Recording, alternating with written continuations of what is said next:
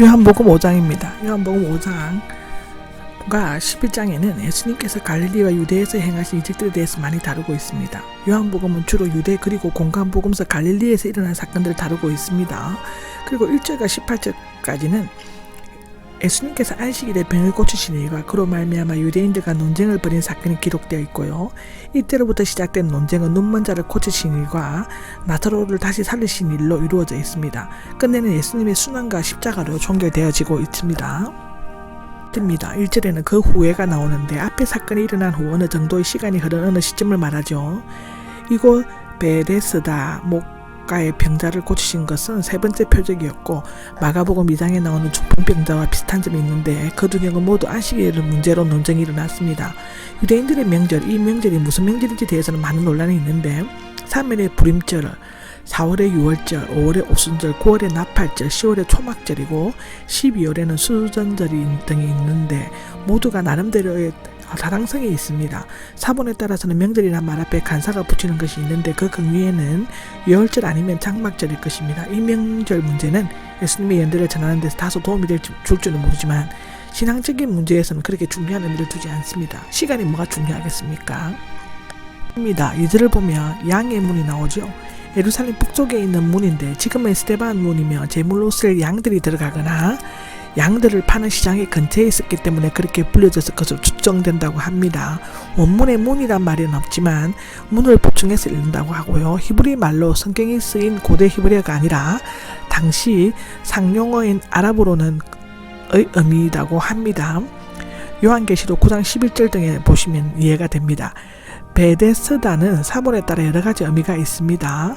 베데스다는 자비의 집, 또 베드자는 올리브의 집, 또 베드사이다는 고기 잡는 집인데 아마도 그곳에 행각 5이 목을 감추듯 둘러싸서 있으므로 자비, 공률의 집이라고 불렀던 것은 이상하지 않다고 하는데요. 여기 못은 헤엄치다, 사도행전 27장 43절에서 유래되었다고 하고 수영을 하기 위한 못을 말하는데 5개의 기둥으로 둘러싼 행각인데요. 행각은 기둥 위에 지붕이 덮인 일종의 작은 정자와 같은 현관들로서 사람들이 한데 모일 수 있는 곳이었다고 합니다. 명칭이 여러 개로 유래되어 있고 사도행전 17장 18절을 참조하시고요. 요한복음 10장 23절, 사도행전 3장 11절도 보시면 됩니다. 시크는 1888년에 안토니아 요새 부근에 있는 사원 북쪽에서 상동의 연못을 발견했는데 그중 하나는 5개의 행각을 가지고 있었다고 합니다.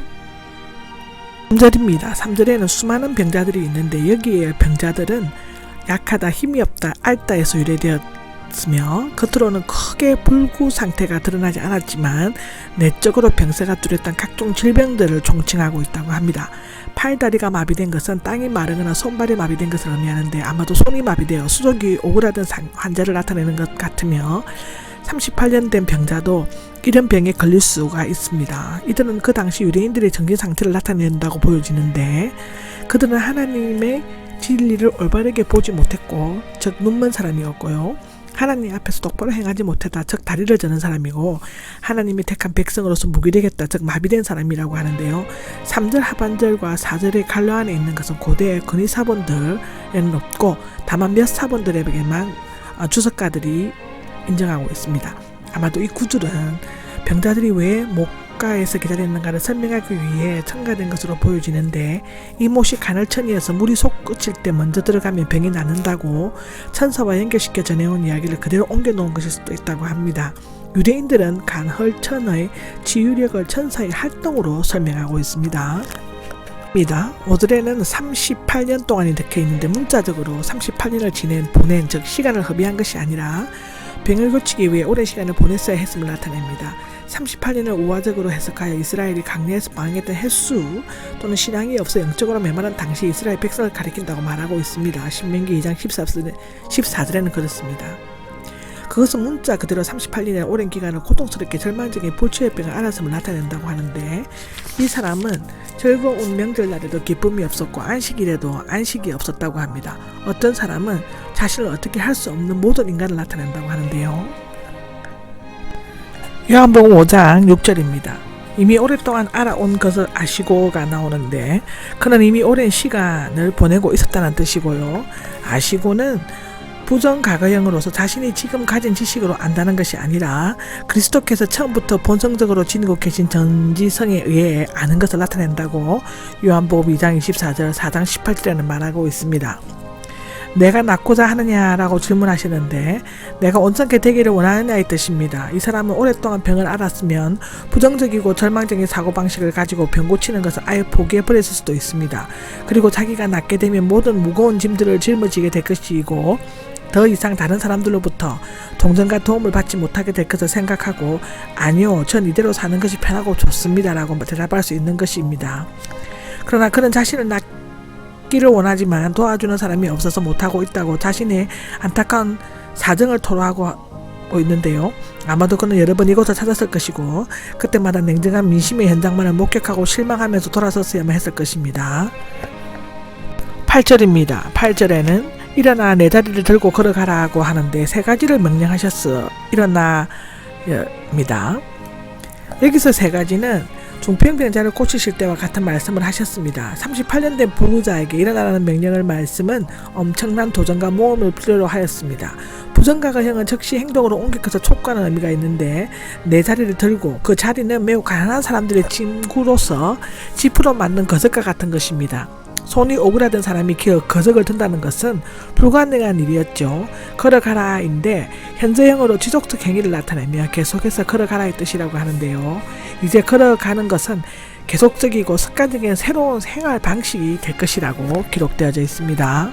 9절을 보면 곧 나았으며 자기의 자리를 들고 걸어갔다인데 예수님의 명령의 말씀은 인간적인 견지에서 보면 사실상 전혀 불가능한 것은 아닙니다. 그러나 예수님의 능력을 받아들일 수 있는 가장 중요한 요소는 그 은혜에 대한 간절한 갈망입니다. 때로 주님께서는 상대방의 믿음에 관계없이 고쳐주시지만 결코 인간의 노력을 무시하지는 않았습니다. 기적은 우리의 뜻과 하나님의 능력이 상호협동할 때 가능하다게 되는데 만일 그 사람이 예수님께서 불구자인 자신을 노리는 것이 아니냐고 생각했다면 그 기적은 일어나지 않았을 것입니다. 주님께서는 엎어버린 그릇에 기적의 긍휼을 담지는 않으십니다. 10절에는 안식일이 나오는데 안식일을 지키는 것은 십계명 중 하나였고 안식일에 짐을 옮기는 것은 중대한 범법행위였다고 느헤미야 는 기록하고 있습니다. 유대인들은 안식일에 금해야 할 것들 총 39조 234장입니다. 39조항으로 페이지가 234장이었다고 제정되어 있는데 그 중에 고의로 짐을 옮겼을 때는 몸을 쪼개고 돌로 치라고 했습니다. 그것은 6조항 1항에 있다고 하는데요. 한자를 상에 누이고 옮길 수 있지만 상만을 옮겨서는 안 되었다고 기록되어져 있다고 합니다.